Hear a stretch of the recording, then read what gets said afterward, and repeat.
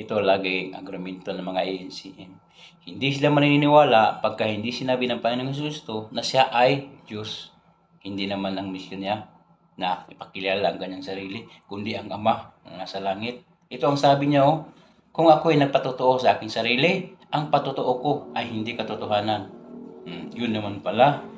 Iba ang nagpatotoo sa akin at talastas ko na ang patotoong isinaksi niya sa akin ay totoo. Sino yun? Yung mga saksi na dapat magpatotoo sa kanya. Isa na doon yung mga apostol.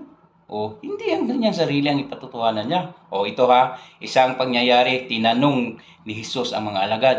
Sa kanya sinabi sa kanila, datapwat, ano ang sabi niyo kung sino ako? At sumagot si Simon Pedro at sinabi, ikaw ang Kristo, ang anak ng Diyos na buhay.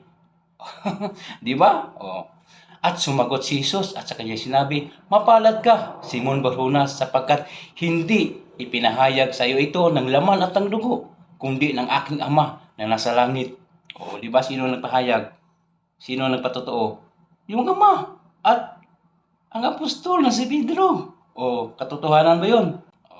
Iba ang patotoo sa akin at talastas ko na ang patotoong sinaksi niya sa akin ay totoo. Yun naman pala ibig sabihin ni Kristo. Di ba?